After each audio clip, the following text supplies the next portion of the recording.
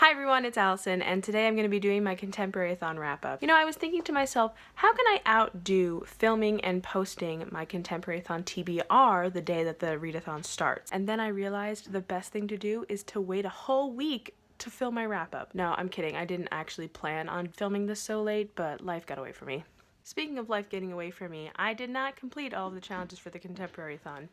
But I did read 4 books, and books that I had been wanting to read for a while, so I'm still happy. I'm going to keep this really brief because I am actually planning on doing full reviews on 2 of these books, so I'm going to keep it kind of simple, kind of streamlined, just my basic thoughts, and then I will go more in depth later on. The first book that I finished was the one that I started before the Contemporaryathon started, but I just decided to combine it and finish it, and that is There's Someone Inside Your House by Stephanie Perkins. I went into this book thinking I wasn't going to like it, and I don't know why I did that. I don't know why I decided to read a book that I didn't think I was gonna like that much, but I actually really enjoyed it. I think the reason why is because I knew going in that it was supposed to be a cheesy slasher horror thing, and it did that really well. Was it cheesy? Yes. And did I expect it to be? Yes. So I was satisfied. And I don't really feel super strongly about Scream, like as a movie franchise. I mean, it's whatever. They're enjoyable, they're easy watches, and maybe that's also the reason why I enjoyed it so much, was because I didn't really feel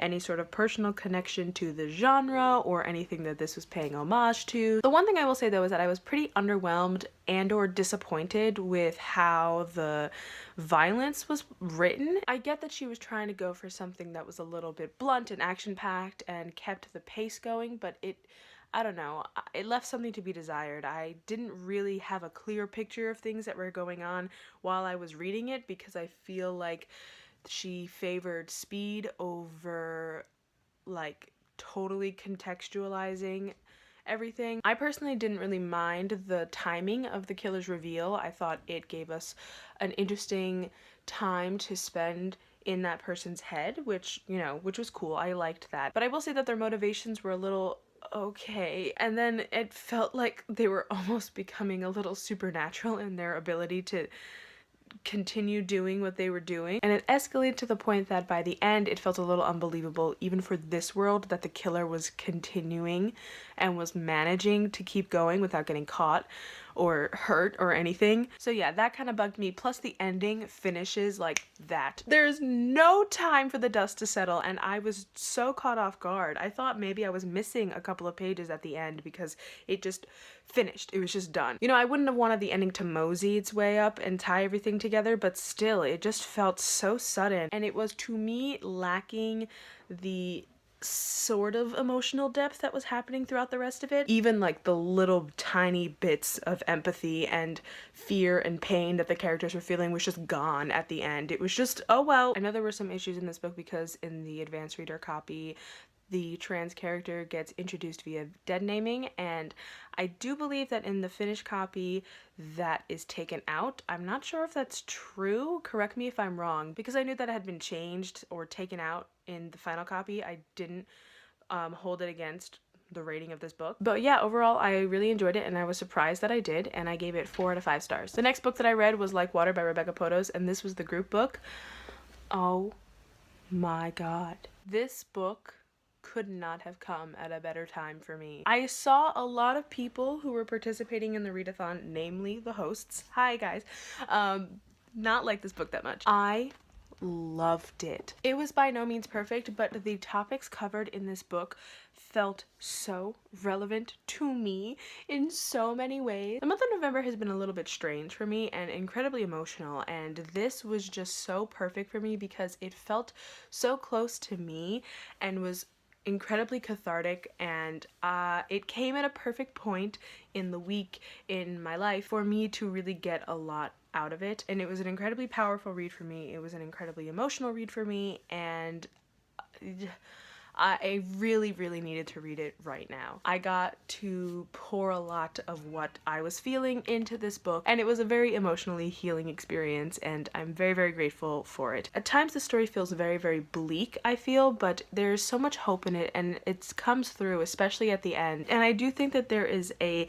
subtle sort of craft that is going on in this book about the journey and the arc that these characters go through, and I really want to reread it to see if I can catch things at the beginning beginning that sort of pay off at the end to see if I can see where they've been planted, because I think there's a lot that comes together in this book in really subtle ways that are just so satisfying to read. And the smallest part of this book for me was the romance, or seeing two women fall in love is always so good to read about, but the actual journey that the romance goes on between the two characters is sort of irrelevant to me personally. It's not about how they met, it's that they met, it's that they're together, it's that these two people found each other, and it is about the quality of the love that they feel and how imperfect it is. That was just obviously I loved this book and I gave it 5 out of 5 stars. The next book that I read was Moxie by Jennifer Matthew. So I had a very interesting experience reading this book. I'm not going to go into too much detail here because this is one of the books that I'm going to do a full review on, but basically at first I didn't like it, and then I finished it, and then I loved it. I was really frustrated while reading this book because I think a lot of the rhetoric that happens in this book is stuff that I already know and feel very, very deeply. I really started engaging with feminism around the same age as our main character did. So the baby steps, the fledgling feminism that happens in this book, it was very hard for me to let go of the life experience that I have and go back to where I was when I was her age and just learning about it. And it took me basically the entire read and reflecting on it afterwards to get there. So my experience while reading the book was very underwhelmed. But now that I think about it, I think this is incredible. And I think that it's incredible that this book exists and is out here for people to read. It covers so much in 300 something pages, and it is really, really impressive. I think a key thing that happened to me because I read this book was that I contextualized my situation, where I come from, and the privileges that come with that, and how I have often taken for granted the feminism that is in this book when it is in fact quite polarizing for a lot of people still. There were some issues that I had with the writing in this book, but I think I held that against the book too harshly when I was reading it because I was actually just struggling with the deeper meanings. And I definitely wish there was more representation in this book that wasn't just straight cis white girls. I know that it's supposedly based off of the setting, and she alludes to it and talks about it a little bit in the book, but I really wish there was more in there, and I noticed it. It was very glaring to me all throughout the book, the lack of that. That's all I'm gonna say about it right now. I gave it a 4. Did I give it a 4? Hang on. Yes, I give it a 4 out of 5 stars. The next book that I finished was A Line in the Dark by Melinda Lowe. Wow. This book, okay, this whole readathon featured books that I was surprised by in some way. I knew I was gonna like this book. It's not a surprise that I enjoyed this book, but what happened? Oh my god. I'm really not gonna say much of anything about the plot because I don't want to give anything away. Seriously, it is that kind of book. Like, if I say anything, you might figure something out and be spoiled. So I'm not gonna say anything about this, really. I'm just gonna talk about the writing. Melinda Lowe writes such engaging sentences. I blew through this book in a day, in 3 hours, because it was just, I couldn't stop reading it. I could spend 10 more books in Jess's head. She is just so fascinating to me. I don't know how Melinda Lowe did it, but she made her character think like a visual artist. Jess has a comic, and the way that she sees the world is like, it's so subtle and so well crafted. Just the way like she describes how people look, you know, the way like their clothes hang off of them, the way that their hair looks, the way that their expressions have a certain story to them. It all fits into this mindset of a person who draws other people for her art. And the same goes for the settings too. I mean, the way that she describes the forest is so visceral. I don't have a totally clear idea of how the town lays out, but I know how it feels to be in every spot of town that she describes. She's also an incredibly unreliable narrator, but I never saw it coming. Other people may disagree with me. Other people might say that they totally saw it coming, but there's a way that she structures this plot that is just perfect for a thriller and not obvious, and it's just really, I just was so impressed with how she played the mystery out. I don't always get all the details right, but usually I have an idea of where things are gonna go. I was blindsided.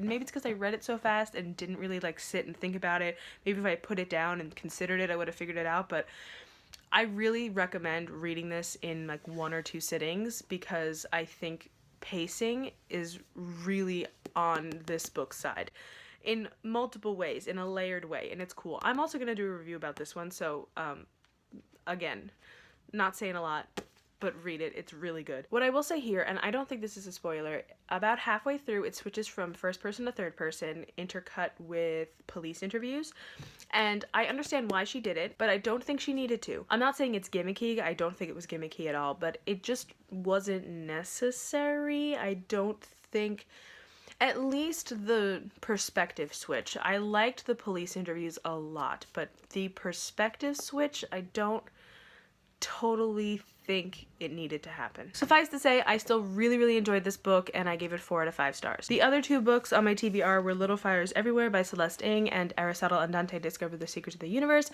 by Benjamin Alvarez-Sanz. I did not take a big enough breath before saying that. I did not get to those books. I think I read a chapter of Little Fires Everywhere, but then I just stopped reading. For the last like 2 days of the readathon, I just didn't read. And I know it's not great, and I worked all week, but I was working a lot those last 2 days, and I was just tired and didn't feel like reading when I got home, so I didn't. I'm disappointed, not because I didn't finish the challenges in the readathon or whatever, but because I just want to read the books. I just want to read them. Ugh. So my plan is to read at least Little Fires Everywhere before the end of 2017. Aristotle and Dante will happen again soon. I don't know when. I'm also right now in the middle of Tome Topple, which is not going well. This is how far I am into my first book, and we're into our 2nd week. I am struggling hardcore with this book, you guys. This is just really hard to read. This is why I don't read high fantasy. So I think I've officially decided to relieve myself of the Tome Topple challenges, and I'm just gonna mosey through this book and read as much of it as I can. I might actually even stop reading this one and read Little Fires Everywhere. I don't know yet, but I'm definitely not gonna be reading The Little Friend. Honestly, I picked it up the other day, and the thought of actually reading this book right now filled me with dread. Said I'm not gonna read a book that I'm dreading. I'm just not. That's my life right now. November was really busy in unexpected ways and really difficult in unexpected ways and very emotional. So a lot of the goals that I had for this month didn't happen. I'm not totally gonna let myself off the hook for not doing these things because I definitely could have done more, especially in terms of like nano and just other things that aren't related to the subject of this video. But at the same time, I do know that I set myself up for a lot and I probably bit off more than I could chew. So I'm not gonna beat myself up about it, but I definitely need to, you know, keep pushing myself. You know, if I let myself off the hook every time I don't finish a goal, I'm never gonna finish a goal. That is the end of this video. That was my Contemporaryathon. Thank you so much to Chelsea and Julie for hosting it. Even though I didn't finish all of the challenges, I had an incredible time and read some really great books, and I'm really happy that I did it. Link me your wrap-up videos. I know I'm late. I know I'm so late, but if it's still relevant, we could talk about what you read for Contemporaryathon. I know mini emoji is happening right now too, but like I said, I am kind of just relieving myself of readathon, anything pressure for the rest of the month, and then I'm gonna go back to high gear in, what, 5 days? Also, I noticed in the last week that I've gotten quite a few more subscribers, which I found really funny, especially because I haven't uploaded anything. But hi, thank you for being here. I'm gonna stop rambling so I can edit this and get this up tonight at a decent time. The sun has set. The lighting is probably 3 different distinct colors throughout this video, but whatever, I want to put this up. Thank you all so much for watching, and until next time, enjoy your reading. Bye!